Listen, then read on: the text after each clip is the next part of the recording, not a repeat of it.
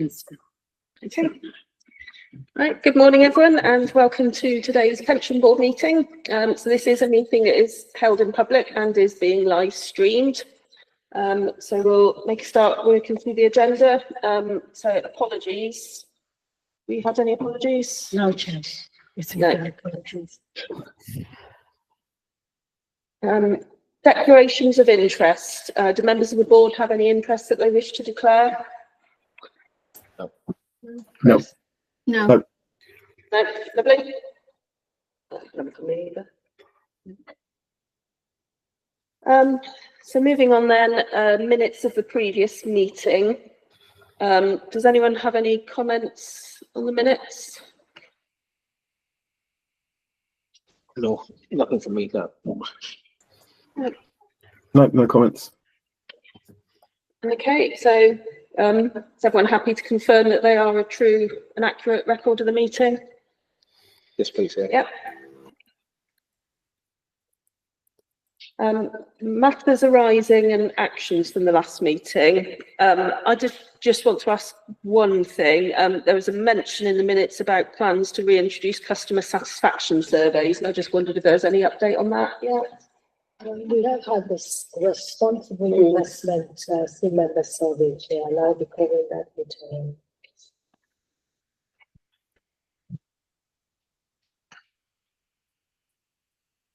Okay.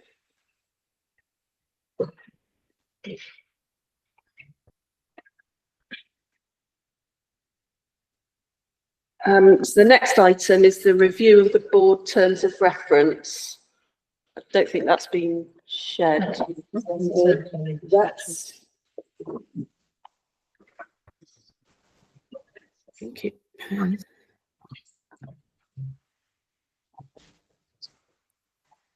in progress, and we will be sharing that with the board in the next week or two. Suggesting to have a session dedicated to review the terms of reference. That is fine with the board. Okay.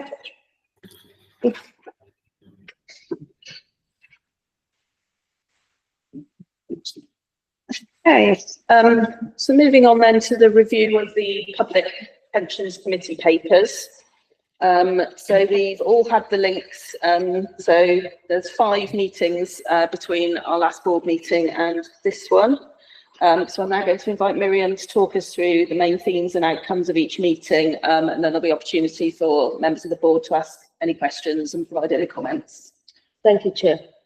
As the Chair just mentioned, there are 5 meetings to cover. So I will be looking in terms of the risk register and the performance. I'll be covering that fully in the March committee papers, because things would have gone, a lot of things would have gone past since each of the meetings. On the 30th of September, the committee considered the number on, in your pack, it's on, with the links are on pages 13 to 18. The committee in September considered the funding update as at 30th of June. So that's a rough estimate of how the funding of the scheme has improved since the last valuation. Usually the actuary updates the assets with the investment values, and also extrapolates the previous valuation records that it's got in terms of the benefits. And during that meeting, it was reported that as at 30th of June, the funding level of the scheme has improved from 106% in the triennial valuation to an estimate of 139%. Although a lot has gone past since then. We've had the turmoil and the ongoing turmoil in the market at the moment with the tariffs and the trade wars, but we will be reporting to the committee in June the March position as a March 25 with some adjustments to include any turmoil. But what they actually have suggested that there was no point in doing, say, 6th of April or 20th of April snapshot, that he is still quite confident that the results at March will still be adequate. The committee also considered the performance. I will be looking at performance in detail in March because a lot of that is not very up to date at all. There was also a review of the market update. The London Pension Fund Forum, the Local Authority Pension Fund Forum quarterly update report was considered, and that covered the period of April to June 2024. The report included engagements undertaken by LAP, and a lot of these companies, a lot of stewardship and engagement that took place covered issues like human rights, climate change, environmental risk, employment standards, finance and accounting, diversity, equality and inclusion, and governance. And LAP also issued a number of voting alerts during that quarter. At the same meeting in September, the committee also considered the response to the call for evidence, which the government launched in August, and that closed on the 25th of September. The call for evidence was pretty much around the government asking LGPS funds to provide evidence of pooling, scale, consolidation of pools, cost versus value, and the role of employers and advisors. The consultation also included questions around investing in the UK and the potential for more investments in the UK, considerations around consolidating the LGPS, and that funds should focus on net investment returns, not cost. And the fund submitted a detailed response to the consultation, which closed on the 25th of September. And since then, the government then issued, subsequently in November, issued the consultation on the governance of the LGPS, which we'll cover in the November meeting, at the January meeting.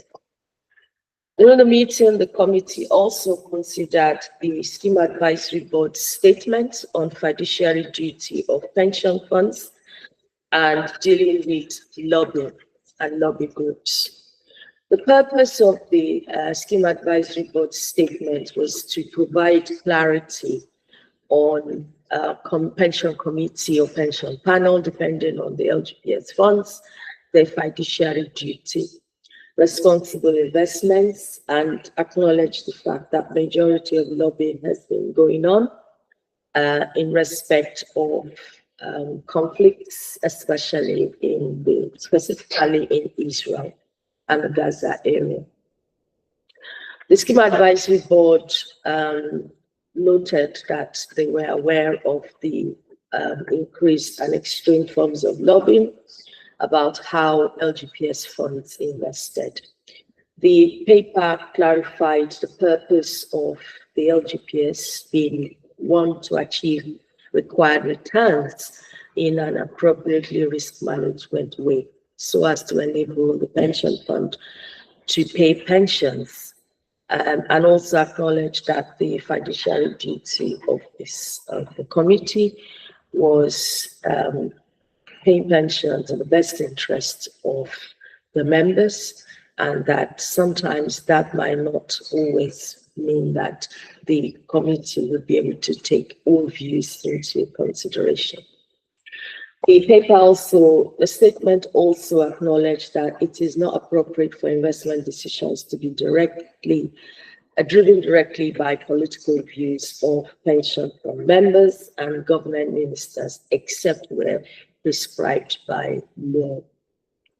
In September, the committee also looked at the high-level monitoring report, which covered the strategic objectives scorecard, which is around the performance of Equiniti, who are the administrators of the scheme.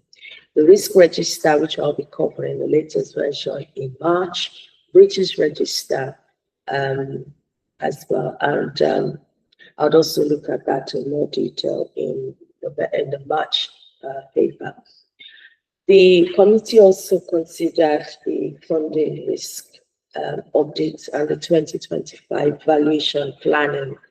So a lot of work has been done to plan ahead before March 25 to enable the fund be in a good position to meet the triennial valuation targets, to enable the fund release results early enough for employers in the scheme. So the committee considered the draft timetable in September, and since then there's been a lot of work, preliminary work in terms of reviewing of employers, reviewing of data, looking at employer standing, ensuring that necessary cessations are all being posted. And finally, in September, the committee considered the Responsible Investment Working Group update. And during that meeting, the LAP, they welcomed LAPFF, who attended the meeting, the LAP meeting in September, and they discussed engagement. LAP also considered the draft stewardship code report. And I'm pleased to inform this committee that since the report was then submitted to the FRC in October, the fund was successful in its application. The LAP also considered the draft responsible scheme investment survey questions, but we'll be looking at that in detail. The results of that survey is the March paper. Thank you, Chair. I'll go on to the, is there any questions before I go on to the November meeting? Anyone have any questions about anything in the September committee meeting? Nothing from me. I just had one question. In the committee report, there was mention of various planned activities around cyber, and I just wondered what the progress was with those. So we're currently reviewing policies at the moment. So we will be bringing a number of policy updates in the June meeting for committee and in the July meeting for committee. And this board will be considering that. Brilliant. Thank you, Chair. The 13th of November, the Pensions Committee had training on the overview of the contribution rate modeling. Now, the contribution rate modeling is a review of how the largest employers in the fund, how their contributions is being set. As the board is aware, the contribution is set by for each employer is set by the scheme actuary. And that's done every 3 years. And that's what we refer to as the triennial valuation process.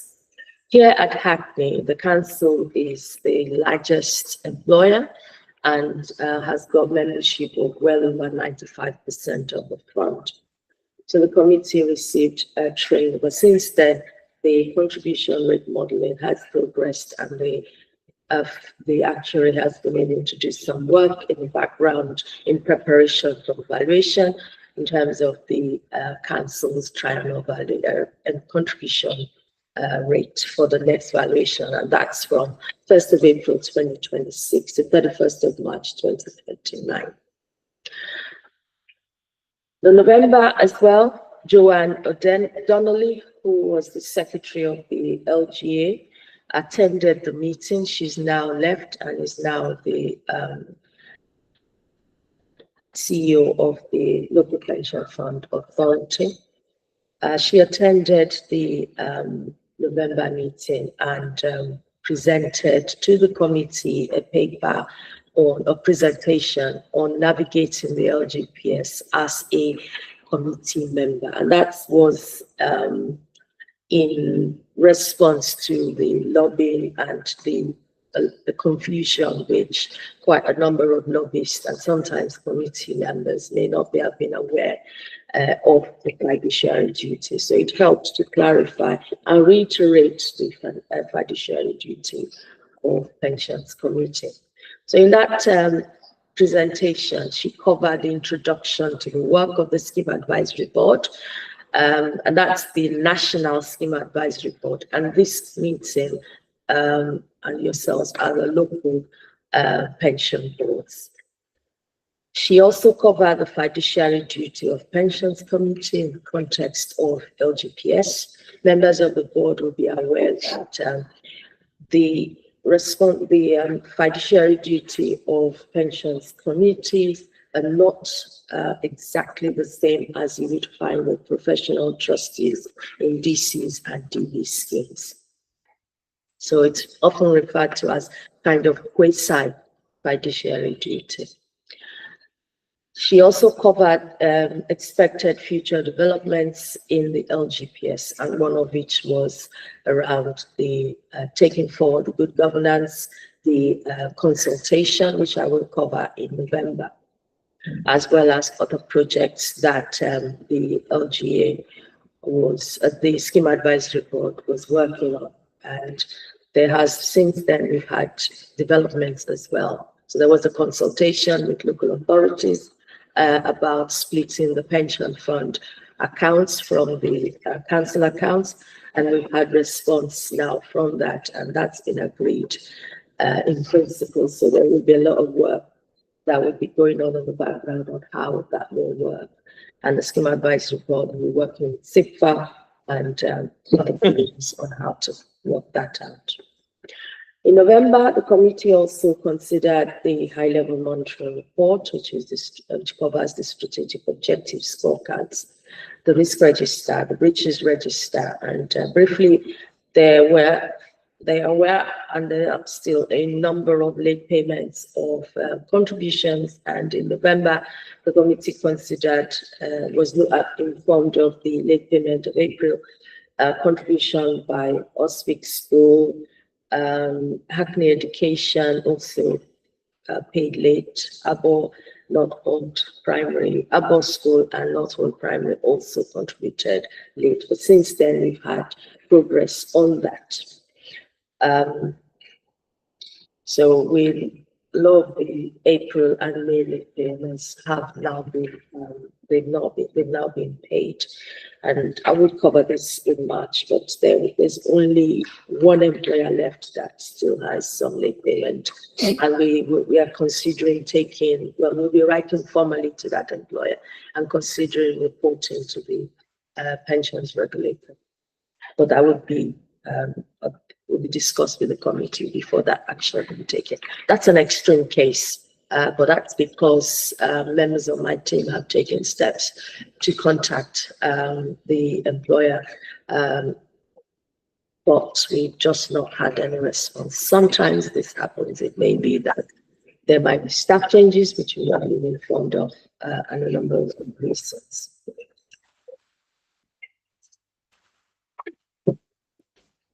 The committee was also informed that the annual benefit statements had now been issued, and the backlog and the ones that were not issued immediately at the end of August had also been issued. And I did do a follow-up on that a couple of weeks ago, and I can confirm that all scheme members who were due a annual benefit statement did receive them. The paper also considered areas of improvement, some of which I've mentioned now, around repeat offenders who remit contributions late.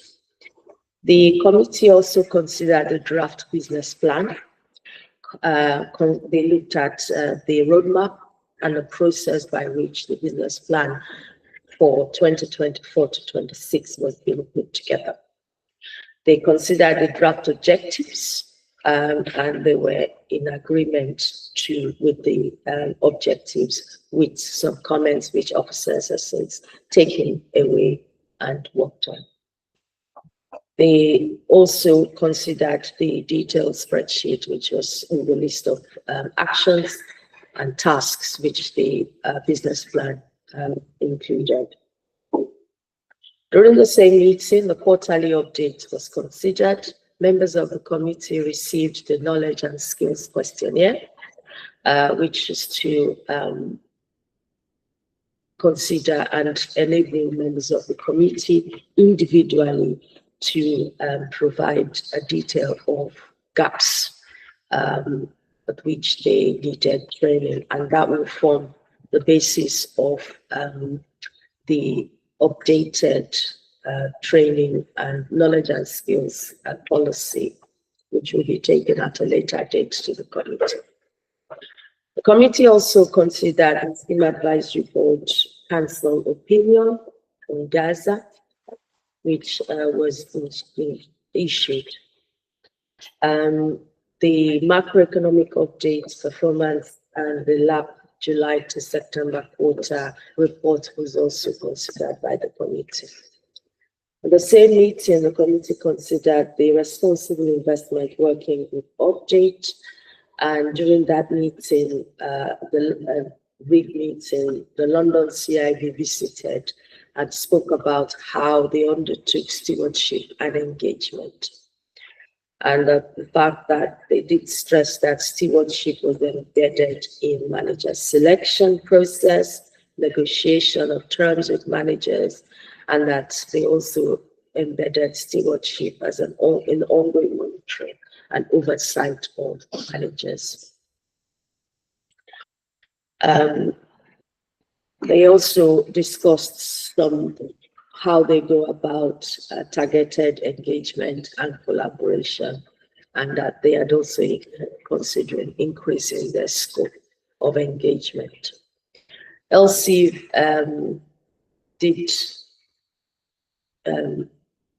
spoke about how they divided or split their stewardship and responsible investment to cover governance, planet, and people. Governance covers diversity, inclusion, and technology, while planet covers climate and biodiversity. And under people, they look at engagement around human rights and labor standards. TCFD process was also discussed, and the benefits defined for the funds to undertake this voluntarily. And I'm pleased to say that the committee did agree to undertake to start reporting voluntarily on TCFD. At the moment, it's not yet mandatory for LGPS funds, as it is with private sector funds. And the first report will be presented to the committee in September. The committee also considered the 2023 Pension Fund annual report, which included at that time the draft pension fund accounts, which has since been audited, and I'm pleased to inform the board that the accounts has been audited and signed. I'm happy to take any questions for the November meeting. Sure. Thank you. Anyone got any questions about the November meeting? Deirdre? I just want to note on record my thanks to Miriam and her team. It was a very challenging. To get the statement of accounts over the line, and we are one of only 10 London boroughs to get our statement of accounts fully signed off with a good audit opinion. So thank you, Miriam, and thank you to her team. So that's all I want to say. Thank you. Yes, it's renowned, isn't it, throughout the LGPS, the difficulties with getting the accounts audited. So yeah, it's great that you've been able to do that. Has anyone else got any questions or comments about the November meeting? No question, but the presentation by Joanne, if we have access to it. Can we get access to it? It's on the website. Oh, it's on the website. It's a public. That was it. Chris, Natasha, any comments or questions? Not from me, thanks. None from me. If you click on the November link, We stay. Yes. it will take you to the committee's paper and it's a public. That's fine. I just had one question. It's about the business plan. So obviously, yeah, the draft version went to the November committee. What's been the progress with it since then? So there's been a lot of work in the background, and in June, we will be presenting the actual business plan in June to the committee.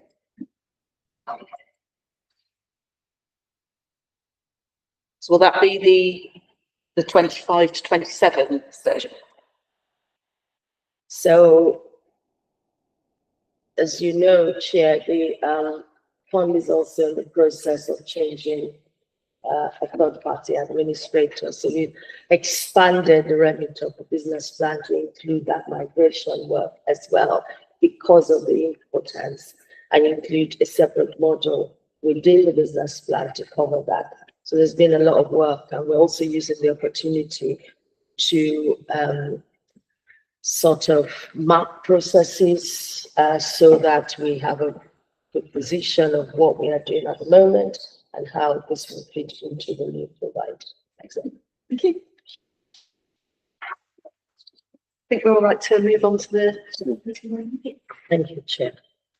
So the 22nd of January meeting, the committee had a training on the introduction of TCFD, and that training covered the TCFD framework, the objectives of the 4 elements of TCFD, which is governance, strategy, risk management, and matrices and targets.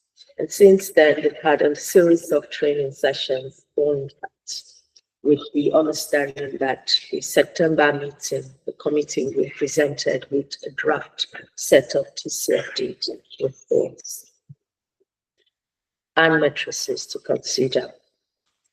The committee also considered the week update, and at that meeting, at the last week meeting, the January meeting, the Responsible Investment Working Group had BlackRock visiting, and BlackRock presented on their process of engagement and stewardship.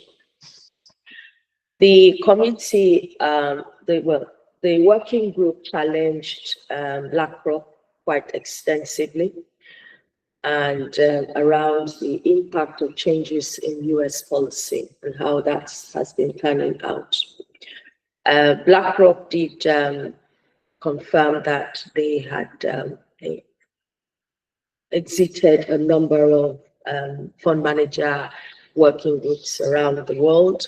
However, in order to continue and ensure that non-US clients or investors were not impacted, BlackRock International was established.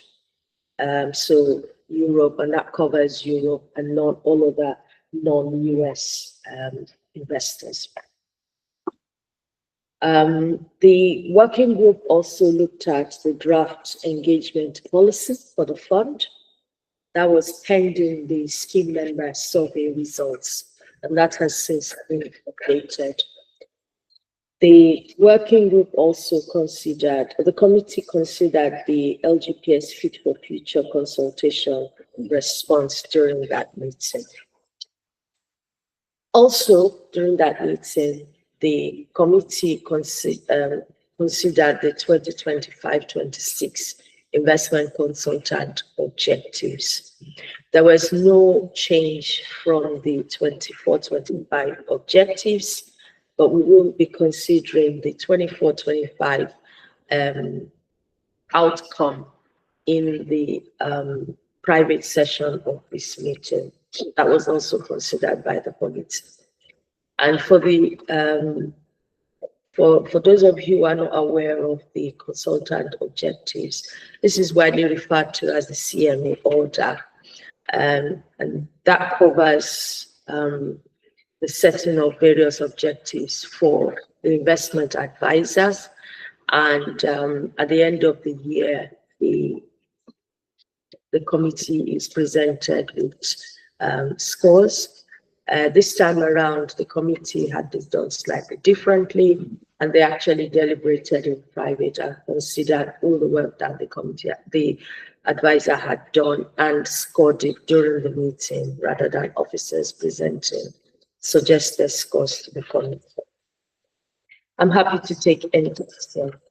Thank you. Does anyone have any questions or comments on the January meeting? No, none from me. Okay, I didn't have anything either on that one. So. Thank you, Chair. So the committee also had another additional meeting in February, and this was to reduce the agenda in March to enable the committee spend a bit more time on the responsible investment survey results and the various policies which were to follow. So during this meeting, there was training on TCFD strategy. The committee also covered the annual report of the Pensions Committee to full council. There were a number of questions from members of the public and other councillors who attended the meeting, and these were deferred to be answered, to be responded at a later time. The committee also received training on the triennial valuation, climate change scenario analysis, and that was presented by Hymans. One of the reasons why that was covered was because since 2019, the actuaries have included climate change has become very important based on scientific evidence. And since 2019, scheme actuaries have been including the impact of climate change in the triennial valuation process. And this training was to inform the committee how those scenarios pan out and educate the committee on them and the impact on the triennial valuation. Thank you, Chair. Thank you. Any Happy questions? to take any questions. Any questions or comments on any of that?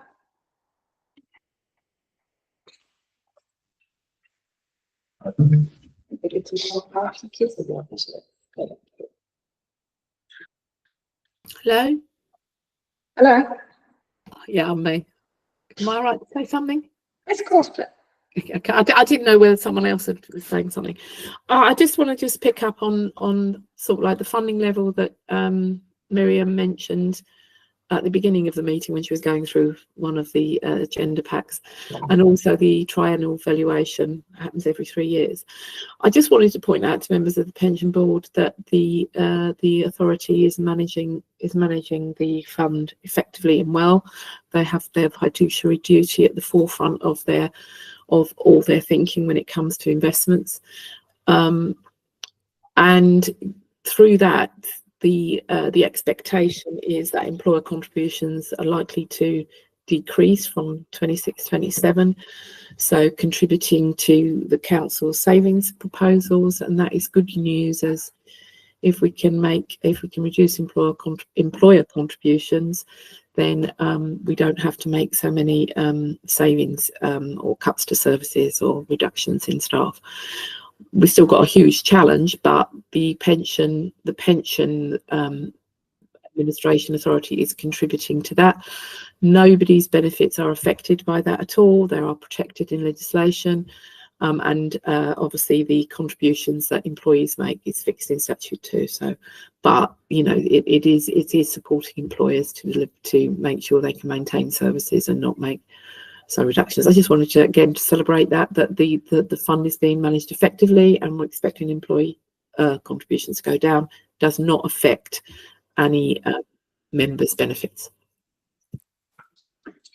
Thank you. Does anyone have any follow-up comments or questions on what Deirdre's just talked about?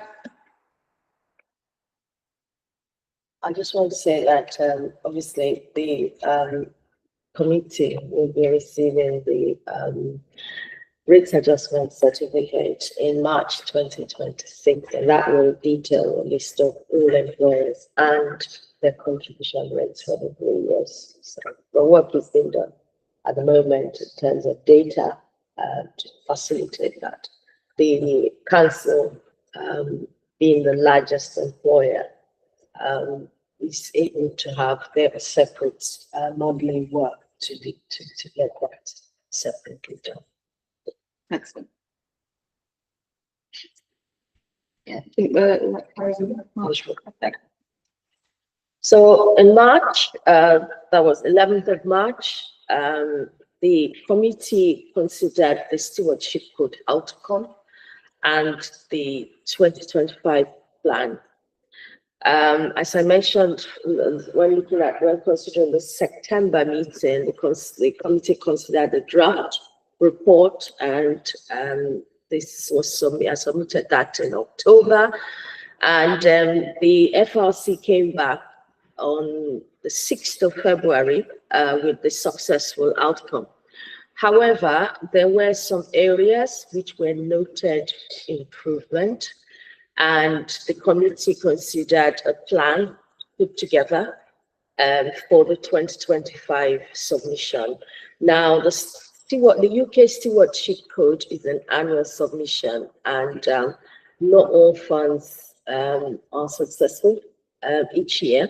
But we're hoping that the Hackney Fund will continue to make successful submissions each year.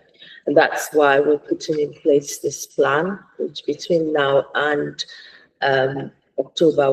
September, October, when the submission is done, to take or to improve on the areas which the FRC has indicated. Some of it we have been able to cover, some of it we will be working on. Some of it the survey would help to come through on. Some of it will go now September. So the areas like things like signatories should explain the purpose of the organization and an outline of it. We'll review the wording and strengthen any commentaries around the purpose of the fund. Where we had an amber score on the fact that signatories should explain how they have appropriately resourced stewardship activities, including their seniority, experience, qualification, training, and diversity. We will be looking more on improving the wording on that. We didn't score quite well, and we hope to improve on that, on explaining how any performance management and reward programs have incentivized the workforce. Now, some of these principles don't always necessarily apply to the public sector, especially local government, where performance or bonuses are not always the norm for staff, apart from very senior employees. We also scored amber around the fact that signatories should explain how they've identified and responded to market-wide systematic risk as appropriate. So we'll do a bit more and do a bit more work around what we're doing now on ESG risks as well. And the risk register has now been updated to include new number of risk areas, which I will cover later. We scored an amber around the fact that signatories should explain what internal or external assurances they have received in relation to stewardship fundamentals directly or on their behalf. So we're working with, that's why REIT has been set up. We're working with fund managers and London CIB on improving manager oversight and understanding manager oversight and challenging this oversight, and also working with LAPFF as well. Also, that meeting, the committee consider the quarterly investment funding and strategy update report. And that report covered market update, it covered performance as well. I did say earlier that I will be looking at performance in March in more detail. So the fund, the Reddington covered market update, brought the fund or the committee up to speed on the markets, but I'll just go straight into performance. And we still have the concerns around the funds that are under London CIV management. Although we've had quite a lot of improvement over the couple of quarters, that still remains a source of concern. And the chair of the committee did request that London CIV be asked to attend the June meeting. And that's been fed across to London CIV. While looking at performance, the committee noted that the performance for the quarter ending to December, that the fund's overall return of 2.59% underperformed benchmark by 0.45%, while the year-to-date performance of 6.28% underperformed benchmark by 0.05%. The paper also looked at the actual asset allocation and the equities overall, while having a 49% strategic asset allocation. We've got a slight underweight of just under 2%.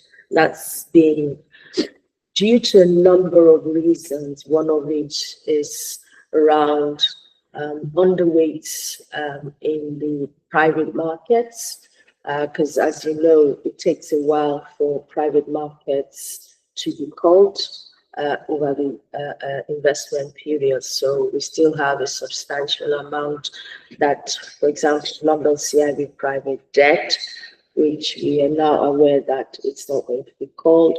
We still have a proportion of the renewable infrastructure fund, which, although committed, it's still going to take a while before it's fully called. During the March meeting, the committee also considered the LAPFF work plan for the quarter ending December. And the key points to note are around the additional work. The work plan was for the 2025-26 program. Key points to note was around the additional work on conflict areas, which LAP intend to focus on. They have also, they would also be including biodiversity in the plan, and that's a benefit for Hackney Fund because in September, the committee agreed to invest in the London CIV nature-based solutions. Although that's still in very much early stage in terms of amounts being called up. A 5% strategic asset allocation was allocated to that, but only a little of that has been called so far by London CIV. During that quarter, the committee also considered LAP's quarterly update report and the TCFD strategy paper. I'll just go on to the scheme member survey. Now, I did mention in the September report that the committee did consider some draft questions, which was sent out to scheme members on the 6th of January, and the survey closed in the 2nd of February. Our comms team, Hackney Communications team, helped launch the survey, and they were able to, they also helped to put together the draft results, which was presented to committee. I'll go into a bit of detail in terms of the survey.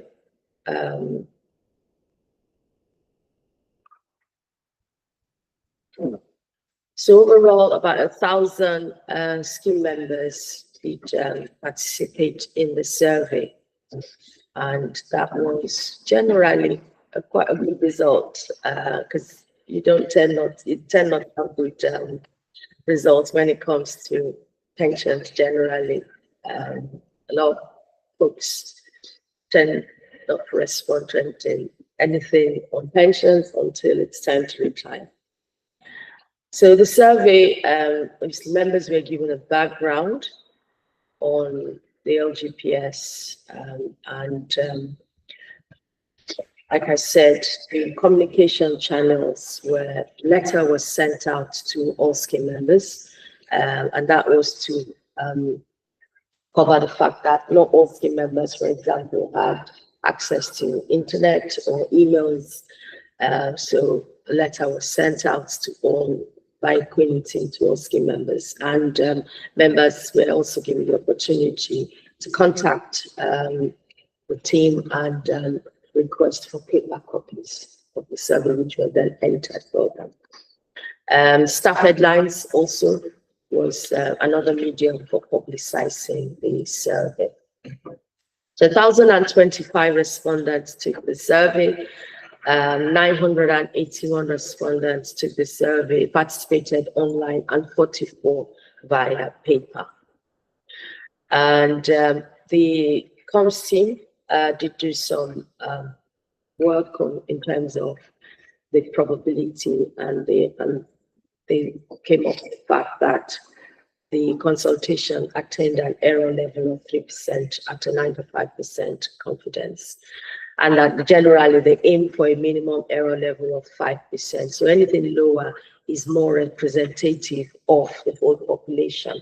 So even though the population was 20,623 members, the 3% error level is actually a good representation.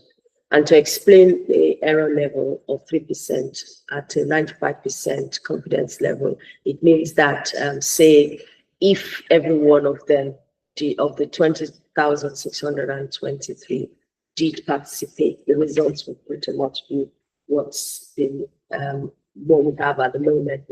And they expect that to be around 92 to 98% accuracy, which was quite good. So the survey result, I'm not going to go look at every one of the questions and the responses, but I'm just going to go straight to some of the things and some of the comments from scheme members. So overall, active members, so 41.1% of active members responded, 43.5% of pensioner members, and 15.4% of the respondents were deferred members.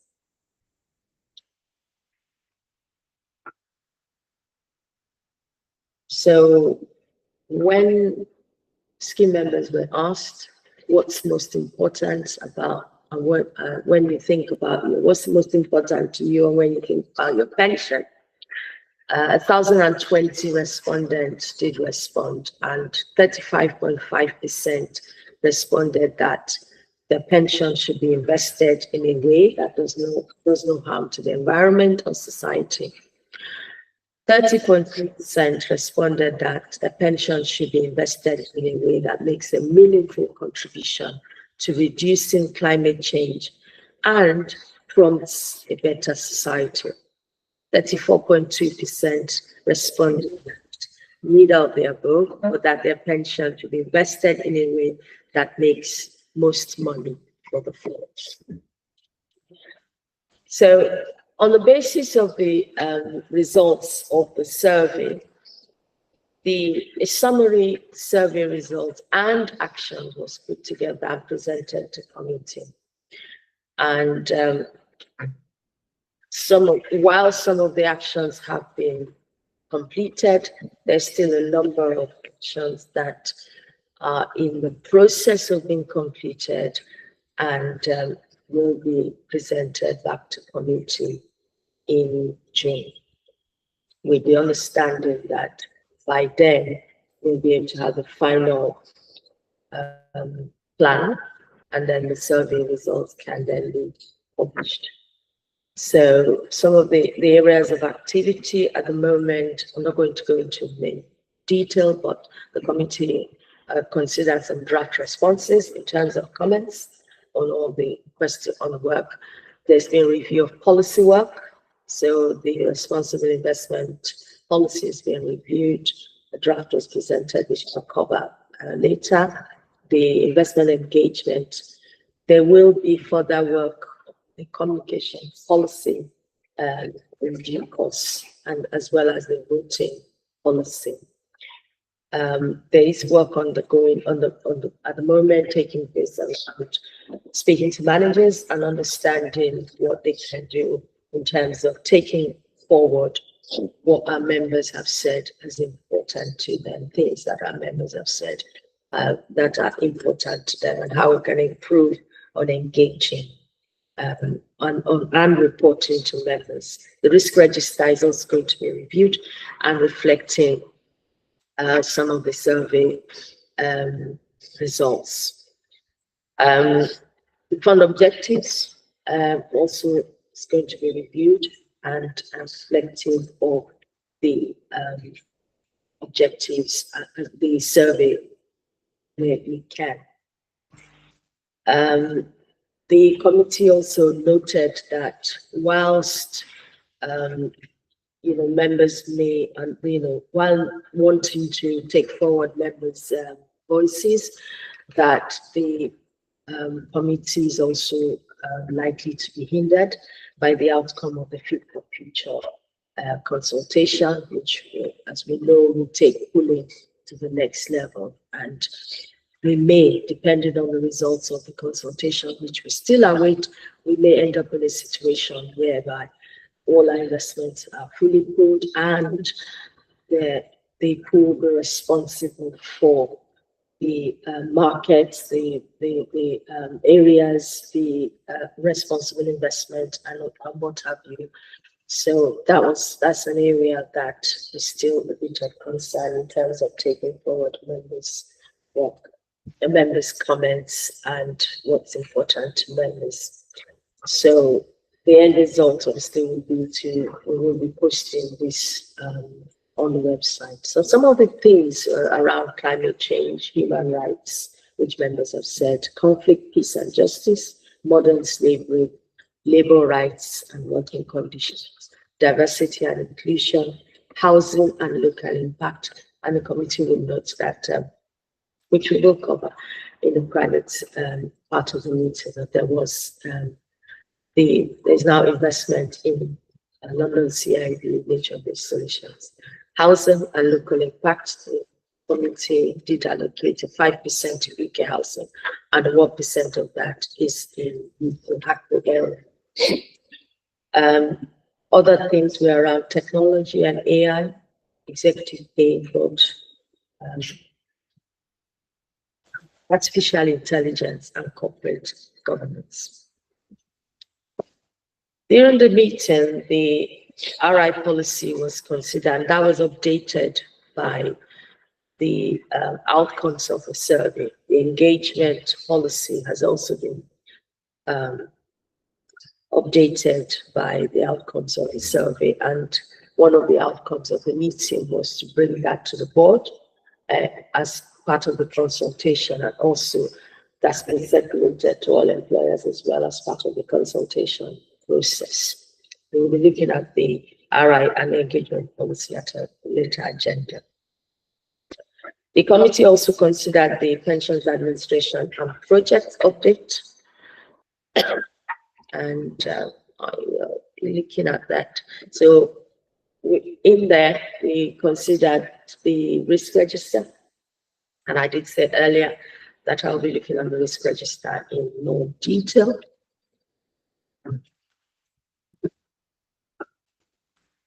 As the board is aware, the risk register is broken down into 3 parts.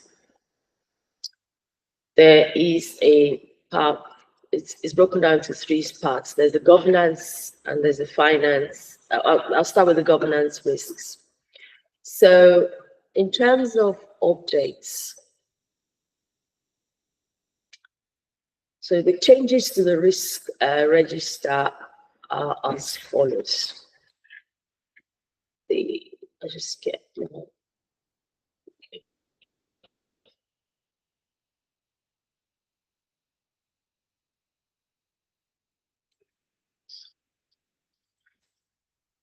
so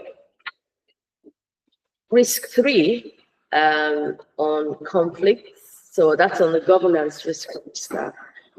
We updated risk. We added a new risk, which is risk 3, and that covers conflicts of interest.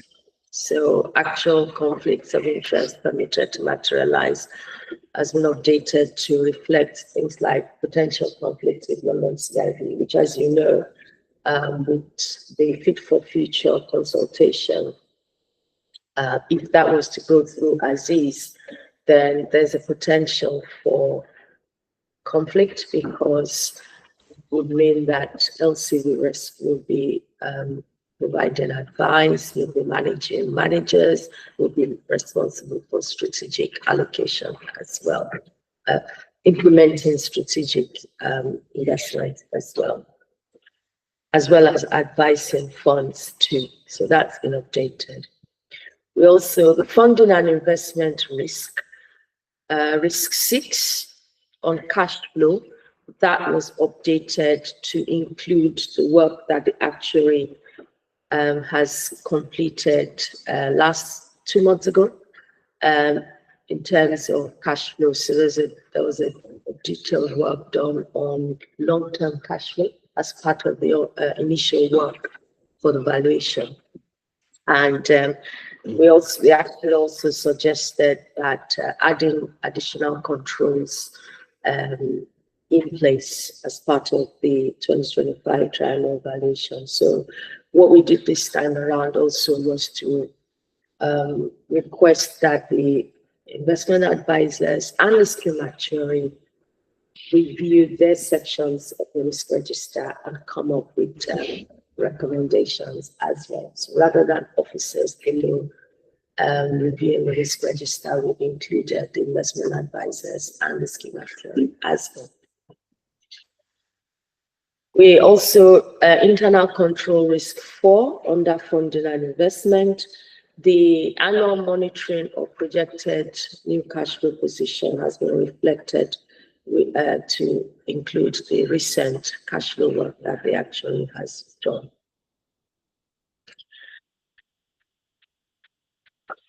The administration and communication risk register was updated to reflect the next review date, which is June 2025, and that will go to the committee as well as this committee as well.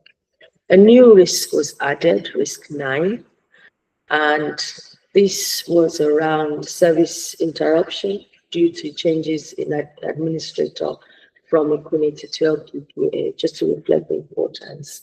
But we're not expecting that there will be service disruption. The project is managed at a very, very high level. It's a lot of importance has been put towards it.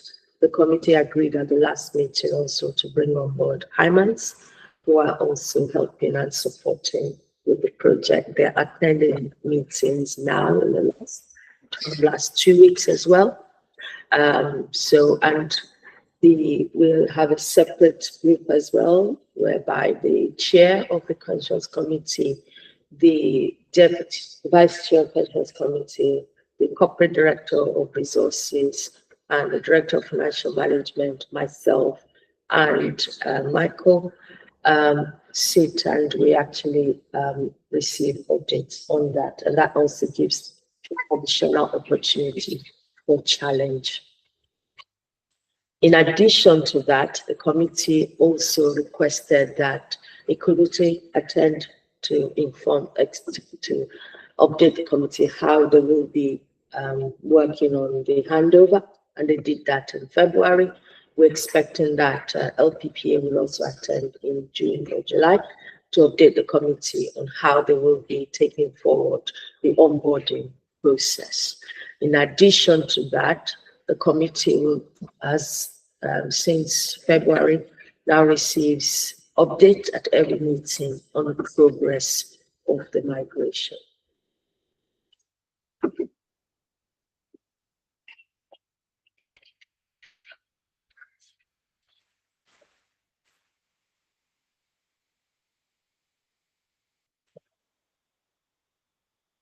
I'm happy to take any questions before we go to the private session. Thank you. Does anyone have any questions or comments about anything in the March meeting? No, nothing from me. Thank you. If anyone, does anyone have any questions on the policies as well? Yeah, I think, well, we've got separate agenda items on those, so we'll come on to those in a minute. So I don't have any questions. I just wanted to, there's a few comments I wanted to make. Firstly, it's clearly been a very busy time. There's lots of, I know we've had 5 meetings, so, you know, there's going to be a lot anyway, but there's clearly a lot going on. The committee have been doing a lot of work, and clearly also the officers have been doing a lot of work. And of course, you're fairly new to the fund as well, so you're getting to grips with it all. So I just wanted to congratulate, you know, you and the other officers and the committee on all the work that's been done. It's clear from reading the minutes that the committee are engaged and asking lots of questions, which is really nice to see. So yes, I just wanted to say that first of all. I also just wanted to pass on congratulations again for the stewardship code. That is a lot of work. I know that to become a signatory there. So it's really impressive that the fund's been able to do that, and it's good to see the plans in place for taking forward the things that they picked up on. And sort of considering how those could be built in the future. So I look forward to sort of seeing how that develops going forwards. And on the RI survey, again, I just want to say that, you know, it's great to see that survey being carried out. I think it's been quite a while since any sort of survey's been carried out with scheme members, so it's great to see that. Just a comment really, it'd be good, because I saw in the report that there's plans to repeat that at some point in the future, and it would perhaps be good to, I'm not quite sure what that might be, but think of ways perhaps to engage deferred members a bit more, to try and get a bit more of a representation between the different categories of members. I know that's tricky because the deferred members are probably the group that are least engaged with the pension, but perhaps some thought there. But yeah, those were the only other question I had actually on the stewardship code. There's mention in there that there's going to be a consultation on some changes, or that there's been a consultation and you're waiting for the response. Do you expect that to cause much additional work? No, we're not expecting that to cause additional work. A lot of it is more around the presentation. We're not expecting, but the 25-26 will be based on the current stewardship code. So that would come into, depending on when it's released, it's either going to affect the 26-27 or a future year. But the 25-26 would be based on the current.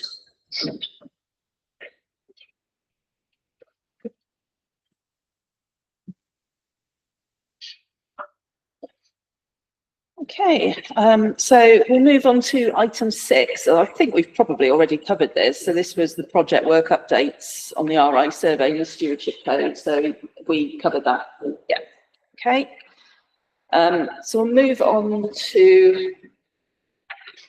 So yeah, there was the reports were just for noting. So everyone happy to note what's been going on with the meetings and the stewardship code and the RI survey? Yeah. Yeah, thank you. So move on to item 7 then. So this is the responsible investment policy consultation. So I'll hand over to Miriam again to talk us through that. Thank you, Chair.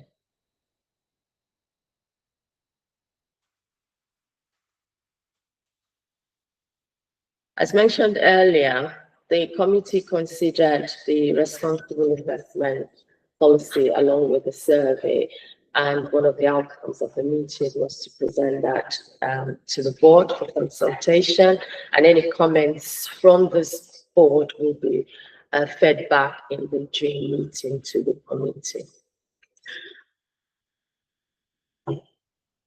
Now, the report itself has been, so what's the RI investment, responsible investment policy? So what, not sure whether you had any time to go through this, but in interest of time, I am going to look at areas or sections of the committee of the report that, the policy that has been specifically updated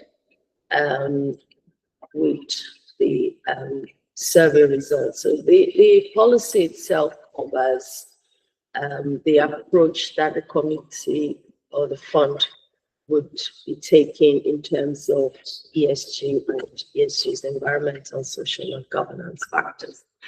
How, you know, these are critical to its traditional responsibilities and to scheme, and, you know, how this will be integrated in its management of investments.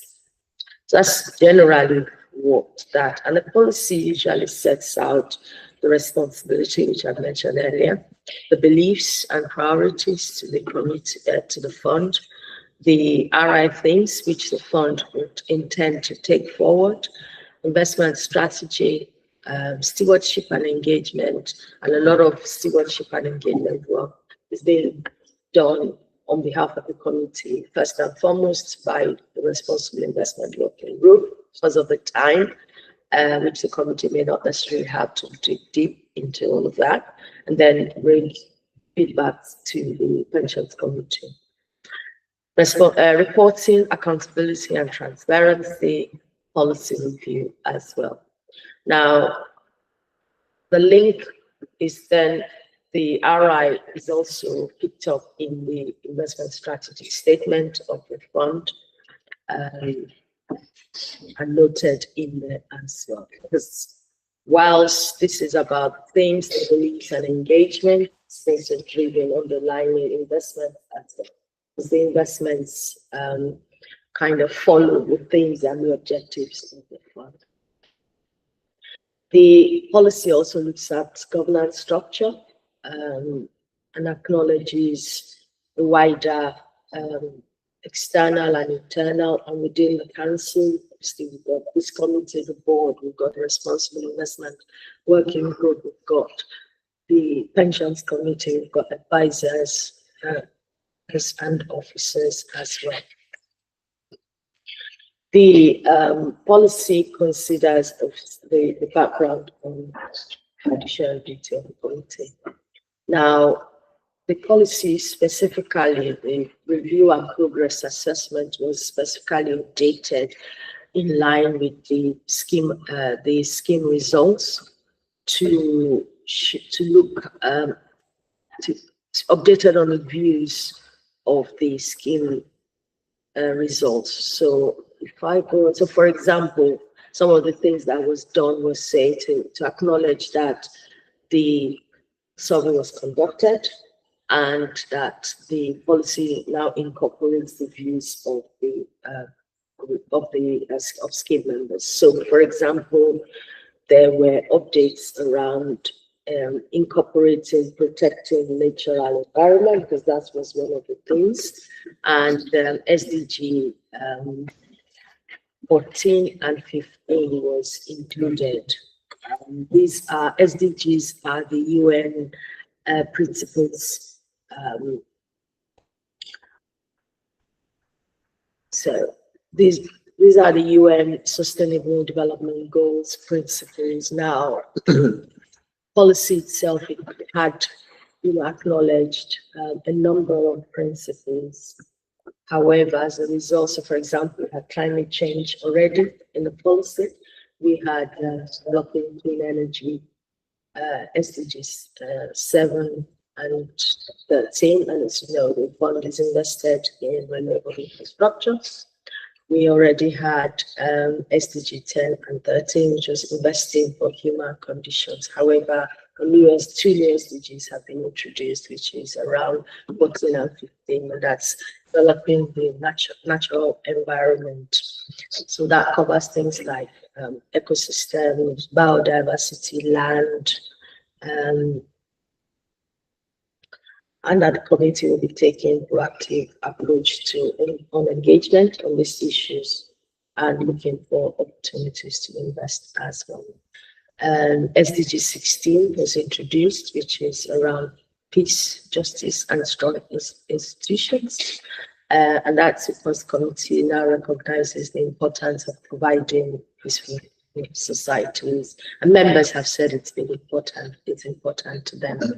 The committee will monitor exposure in areas of conflict and engage with investment managers and companies exposed to areas of conflict or regions where the rule of law is not in place or where justice is not available to all.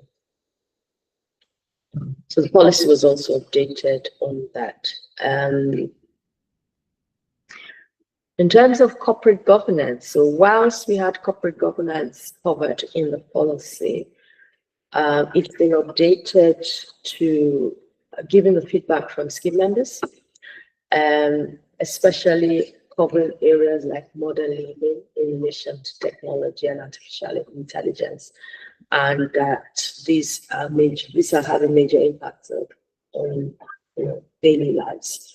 And the fund will be looking to engage with companies on the impact of social media, cybersecurity, that the chair mentioned earlier, and also having access to good quality technology with appropriate controls in place. So not only is this in the RI policy, it's linked to the risk register, it will be linked to investments and engagement, and the work that we will be doing in the next couple of months and years to come.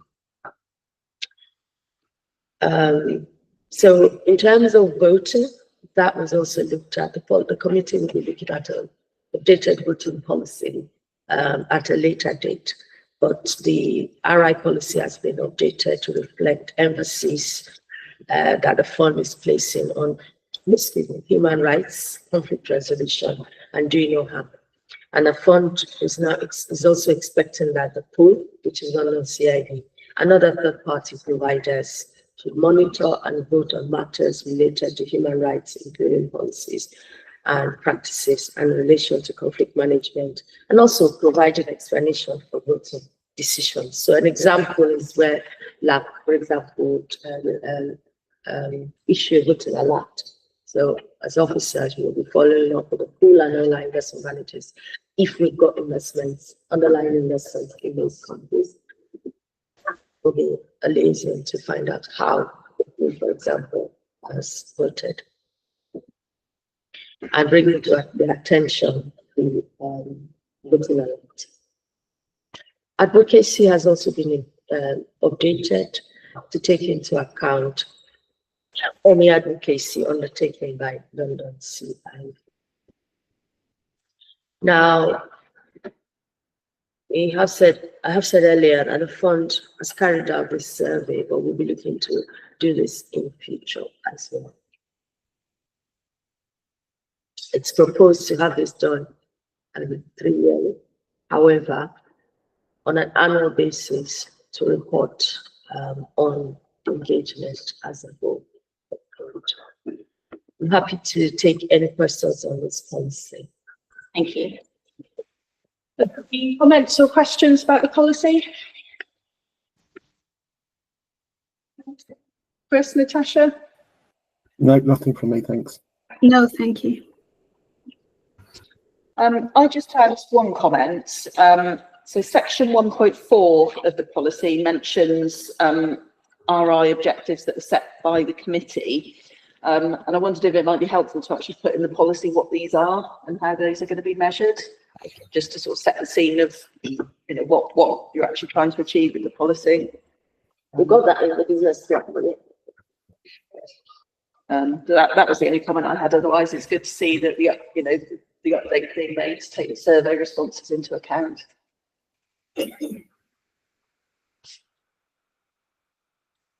thank you, Chair. Okay, if there's no other comments. Lydia's got, just one. I was just, about doing this survey every 3 years is to test the water of our members.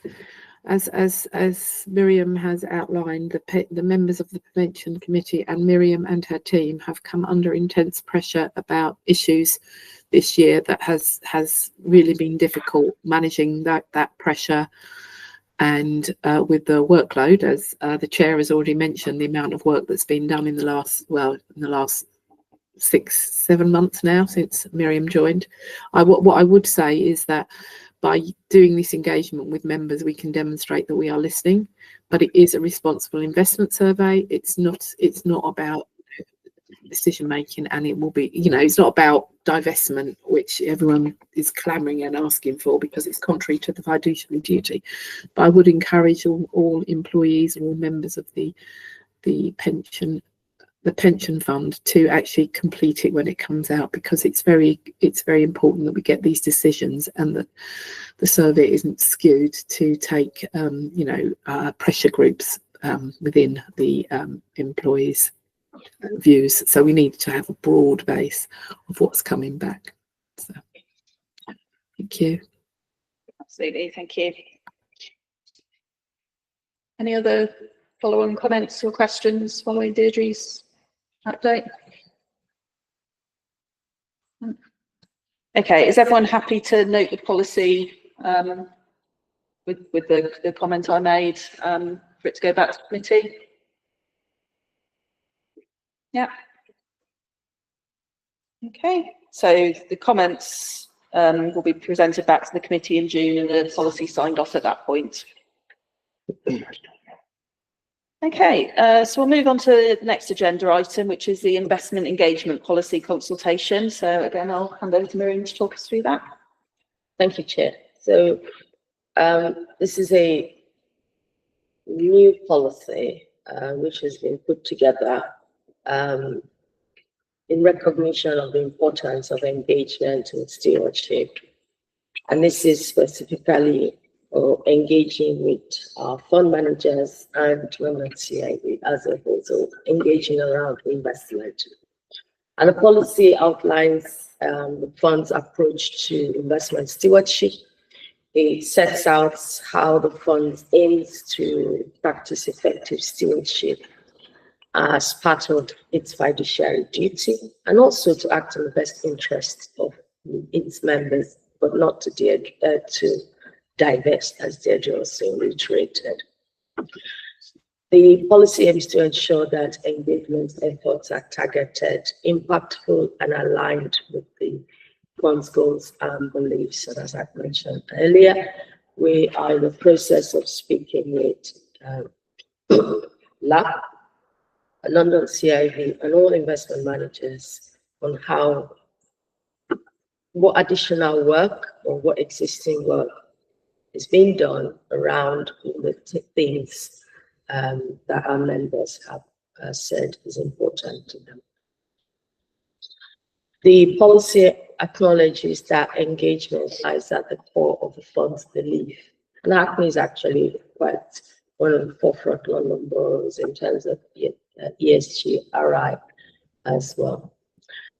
It defines engagement as a purposeful dialogue by investors with investee companies or other assets with a specific objective in mind, which is typically seeking improvements to companies' business practices and often in relation to the management of ESG factors.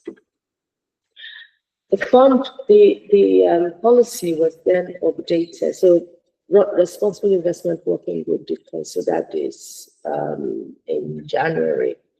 And then since then, when the survey results was made available, it was then updated to acknowledge the survey and to acknowledge the fact that over 60% of the results were quite acknowledge the fact that the fund supports the fact that the fund should engage, and a further 25% believe that the fund should also engage depending on the situation. So overall, still members did acknowledge that engagement was quite important. So the policy also covers how engagement will be resourced. Majority of that will be done through, because the fund doesn't hold stocks directly. It's all done by pool investments vehicles, either through London CIV or at the moment and managers, but in future it's all likely to be all with London CIV. We acknowledge that we've got that disadvantage because we cannot directly liaise with the fund manager, the companies, or vote directly, but we go through the third parties outlined. We also acknowledge the fact that London CIV and managers also use service providers to cast their votes. The times where, when you look at the quarterly reports and the voting listing, you might have like 10,000 resolutions across 2,000 companies. Because when it comes to equities, and that's the area we're talking about, it's the equity asset class. Some funds where it's index tracking have loads of companies underneath, whereas more active funds, which might be dedicated to a particular thing, will have less companies in them. So the policy was updated to reflect the key focus for engagement, which would be climate change, human rights, including conflict regions and modern slavery, labor, workplace rights, child labor, supply chain issues, biodiversity, animal welfare, and corporate governance. And that these areas of focus has now been informed since the meeting to our fund managers.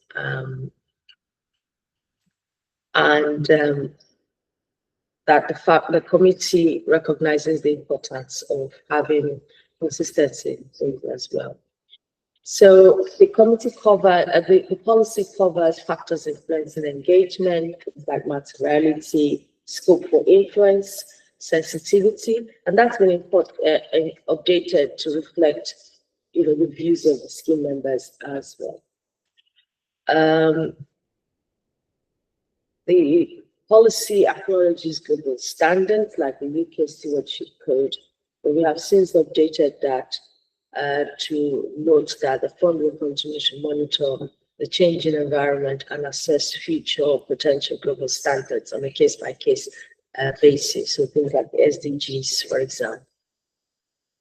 Now, there are issues around monitoring and managing of conflicts of interest, and the fund recognizes that on occasions, a proportion of scheme members would like you to take more concerted action on a key issue, including consideration of divestment from individual companies to particular activities more broadly. However, the fund has to continue to take decisions that reflect its fiduciary duty to take a wide range of factors into consideration, and in particular to ensure that there is no financial detriment to the fund as a result of its action.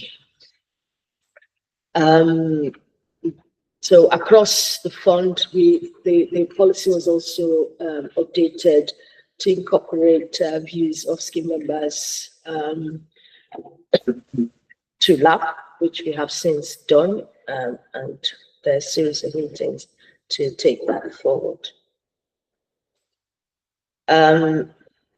It's also reflected to acknowledge that whilst there will be engagement with LSIP, we still have that with those restrictions in place. Because, for example, it will be impossible Bologna CID to specifically mirror all the RI beliefs of all 32 London boroughs, for example. So these are factors that need to be taken into consideration.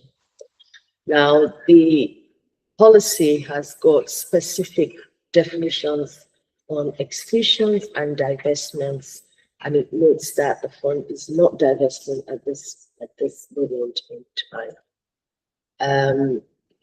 It defines exclusion as an active decision not to include the fund's investment opportunity set on a specific company or country. So going forward, like I said earlier, there will be a voting policy which is being looked at the moment, and we will be reporting, sending a draft to committee or presenting a draft to committee. The engagement policy, which is this policy, will be reviewed at least at a minimum on a 3-year basis, or where there are significant changes, for example, to asset allocation. And it will be published on the website once it's been agreed as final. I'm happy to take any questions. Thank you. Are there any comments or questions for Miriam on this policy? No.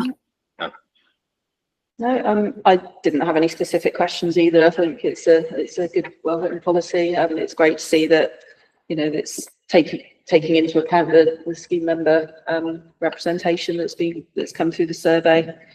So yeah, it's great to see. So we agree to note the policy that will now go back to the June committee for final approval. Yeah.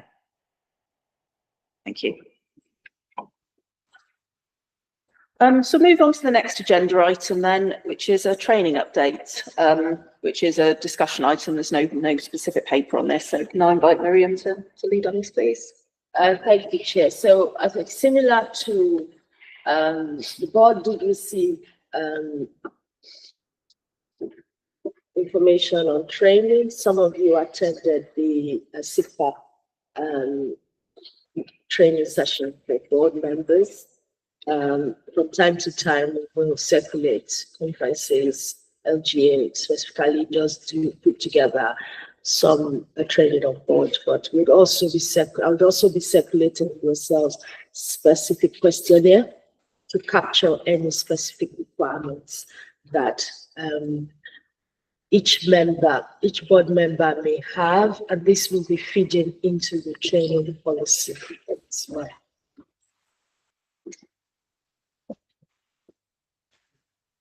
I just want to also just mention that training is quite important for the pensions board, and the pensions regulator is also quite is one of the important areas, both in previous code of practice and the new code of practice, which was issued in March, which came into force in March. I also want to bring to the attention of the board that on the regulator's website, there is a training and questionnaire on there, which members of the board can, it's actually a very good one. It's a number of modules that members of the board can, when you've got time, you go and do those sessions. They're quite good, they're quite in-depth, and they're quite informative. We are also looking into acquiring a third-party portal, which has got various bite-sized training materials, which members of the board and committee can download and listen to. Usually they're about 15 minutes to half an hour, which would also help us.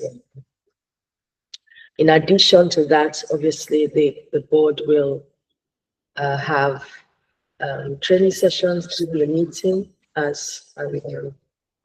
Unfortunately, we couldn't do one in this session because there are so many meetings to come. Thank you. Are there any comments or questions about training? anyone wants to make at this point? Natasha? Not from me now. Okay. Thank you. Yeah, it'd be good to try and fit in another training session at the next meeting, but yes, I agree, it would have been far too ambitious to try and get to this one. Okay, so we'll move on to agenda item 10, which is the proposed work programme and frequency of meetings. Miriam, do you want to talk us through this? Thank you, Chair. So as you've seen, the committee have got a huge amount of work to cover. As a standard, they've got 6 meetings as standard, and in between that, there has been other meetings that have been scheduled. So it's proposed that the board consider and agree to at least 4 meetings at the moment, so that at any point in time, you're not catching up to more than 1 or 2 meetings in future. This will help, and also this will enable, incorporation of training sessions as well in between meetings. So we've also I've got a work plan, which just looks at, it's fluid, it might change from time to time, but it will also help the board to consider, sometimes before the committee considers it, policy documents, for example, which will feed into the committee. So as a standard, officers are hoping to bring to this meeting the business plan update each quarter, internal audit report if there was any, policy reviews, any employer admissions and cessations, breaches log, review of administration, the ongoing review of administration project, as well as McLeod dashboard, migration, employer contribution monitoring, the quarterly performance, and LGPS regulatory updates as well, and general review of committee papers. So those are kind of standard quarterly agenda items, which may, sometimes may not be everything here, but at the minimum. We also there would also be in June, which I mentioned earlier, around cybersecurity and business continuity. That may move to September. I'm not quite sure yet, but we're hoping that we'll have a draft pension fund accounts and audit plan, the governance compliance statement, and the annual report from the board to the scheme manager. September, some areas would be around the TPR code of practice checklist, policy reviews, draft funding strategy statement, the draft accounts. I've included the draft accounts in June and September. So in June will be the audit plan, and in September will be the actual accounts itself. December, the code of practice checklist as well, the review of AVC, which is the additional voluntary contribution, and the LGPS cost management. So the scheme advisory board is currently looking at that. We hope that we would have the paper, that they would have issued the report by then, and we'll be able to bring it to this committee. Cost is something that is quite high on the agenda of the scheme advisory board, and for the understanding is that they will continue to look at the cost of the scheme, and plus or minus 2%. I think the bar was raised a little bit again last year or so, but that's an ongoing thing. The whole idea is, if the scheme gets too expensive, obviously there'll be a need to review the whole benefit structure, like what was done in the 2014 change.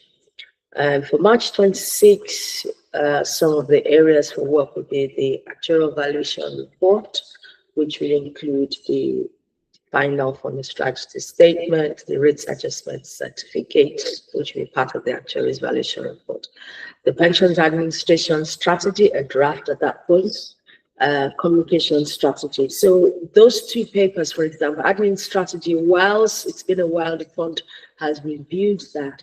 It's been decided to hold fire on that for the time being because of the migration work, and that when it goes to LPPA, then discussions can be had with LPPA in terms of updating that strategy.